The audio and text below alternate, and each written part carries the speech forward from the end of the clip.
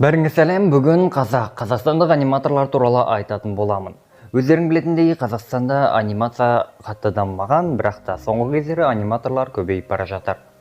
Олардың ішіндегі ең үлкені, ең танымалы Нұрлан Қаламовтың Қалам арнасы.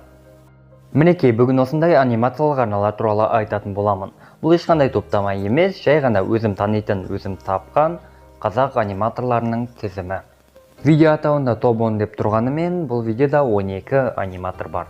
Бұл видеодағы барлық арналардың сілтемесін сипаттамада қалдырамын. Өздеріңе ұнаса, кіріп, тіркеліп, видеоларын көріп қайтыңдар. Ендеше бастайық. Бізде тізімдегі ең біріншісі Фингал анимацион. Ода қазіргі күнде 428 жазылушы бар. Соңғы видеосын 5 ай бұрын түсіріпті, әлі күнге дейін YouTube'пен айналысамын, жоқ па білмеймін. Даусына қарасақ, бұл 12 жастағы бала сияқты. Немесе одан да кішкентай болуы мүмкін. Мен күнде видеолар шығарып тұратын боламын. Лайк басыңыздар, арна тіркеліңіздер. Сіздерге видео ұнаса, ал ендеше давайте. Келесі бізде Риккен 306 жазылушысы бар. 2 айға жоғалып кетіпті, бірақ осыдан 5 күн бұрын жаңа видео салыпты. Демек ол әлі видеолар түсіреді. Негізі анимация жасау өте қиын, сол себепті аниматорлардың арналарында видеолар аз шығады. Оған түсінікпен қарау керексіңдер. Оларға кейіпкердің әрбір қимылын, арттағы әрбір затты өз қолдарымен салуға тура келеді. Бірақ Риккенде кішкене дыбыстармен мәселе бар. Нурислам, Нурислам, Нурислам.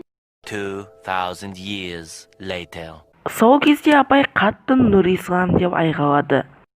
Мен сол кезде қатты шошып кеттім. Сосын не болғанын біліп кішкене ұялып қалдым. Келесі бізде Рейн арнасы. Қазіргі күнде Рейн арнасында 430 жазылушы бар. Рейн тек анимация ғана істеп қоймай арттар салады. Егер байқасаңдар, бұл арнада да, алдыңғы арнада да Қаламның белгісіз деген кейіпкеріне пародия бар.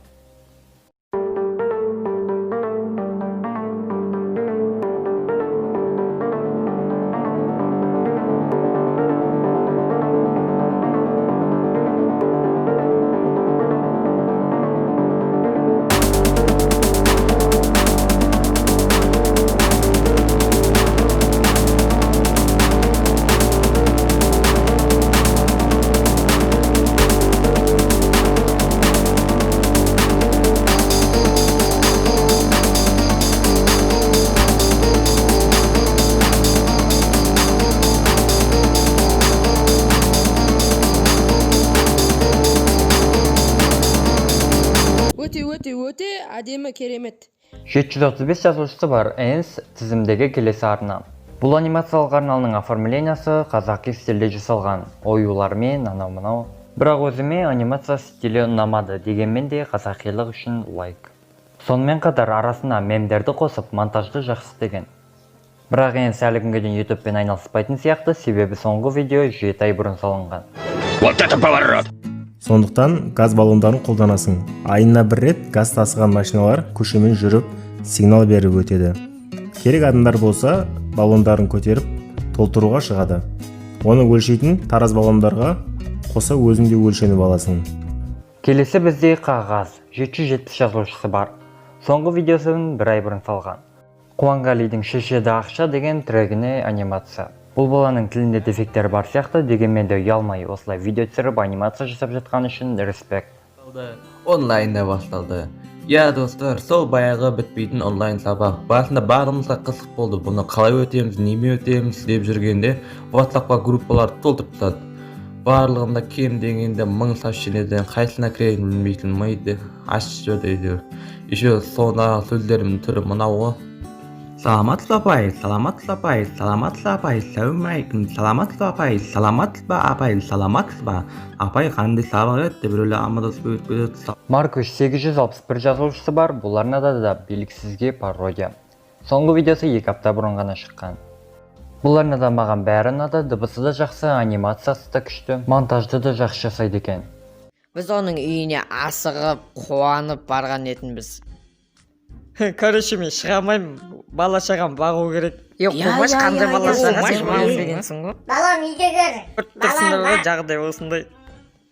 Адам сияқты футбол ойнаймыз ба деп келсек. Келесі 890 жазылушысы бар Tell Me Go. Бұл арнада да негізі бәрі жақсы сияқты, көбінесе қорқынышты оқиғалар айтылады. Әрине осыдан кейін сіздер арнадан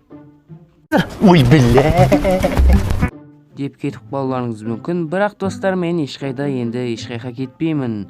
Білесіңдер ме, сабақ деген нәрсе бар, ол менің уақытымның көбін алады. Бірақ көбін емес. Бұлда сіз күтпеген тағы тосын сыйлар бар, сондықтан да арнаға жазылып, лайктарыңды басыңдар, достар, мыңға жақындап қалдық. Давайте. Сен, лайк баспай өтсін бе? Не ол түншіма? Неге лайк баспайсың? С. Деном и Пандай арнасы 1050 жазылушысы бар. Бұл аниматор орысша түсіреді, дегенмен де қазақстандық аниматор. Соңғы видеосы 3 апта бұрын шыққан. Лучших друзей и первую любовь. Я уверен, что у многих из вас первая любовь была именно в школе. Тогда мне было 6 лет. В тот день я переходил в новую школу, и там я начал знакомиться с ребятами из моего класса. Тогда я и встретил свою первую любовь. Она была очень красивой и училась на одни 5. С каждым днем я понимал, что она мне нравится, так что я решил начать с ней общаться. Также в нее были влюблены и другие мальчики из класса. Но почему-то я в них не видел конкурентов. Представляете, эта личинка не видела в других конкурентов. Тізімдегі келесі Нёрфик 1440 жазылушысы бар. Соңғы видео 3 апта бұрын салынған, бұл арнада әсіресе маған кейіпкері өте қатты ұнады. Интросын айтсайшы, оның интросын. Видеомыз супер керемет болмақ. Сондықтан да заставканы бастау.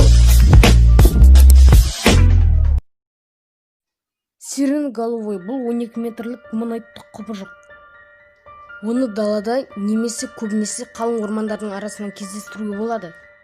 Және де ол өзінің басындағы сиренасымен өте қорқынышты дыбыстарды шығарып сізді қорқытуға тырысады.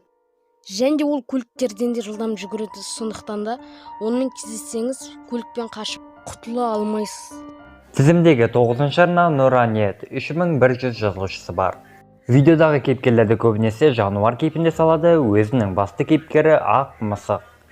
Байқасаңдар, бұл арнада да белгісізге пародия бар. Бұл алғашқы дискотека болғандықтан бөлме жап-жарық, де өте кішкентай балаларға арналған музыка.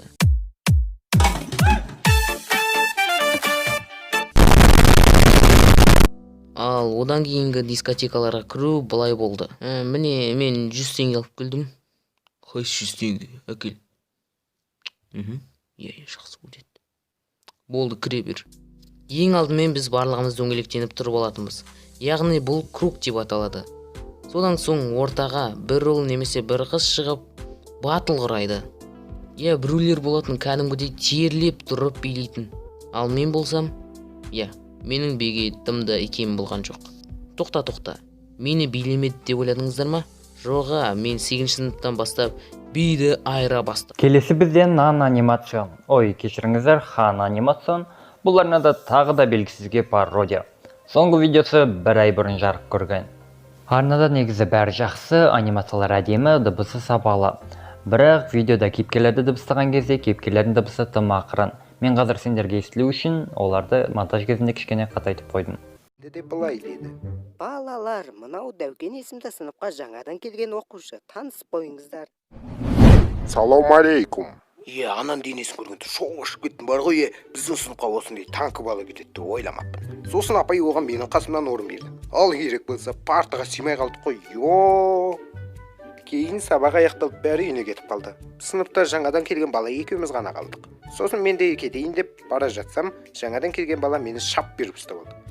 Ол мені ұрам екен деп зәрем қалмады.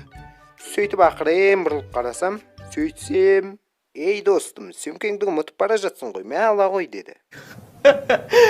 Мен қуанып кеттім. Сөйтіп ол екеуміз әрдайым сабақтан бірге қайтатын болдық. Сөйтіп жүргенде ол екеуміз жан достарға айналдық.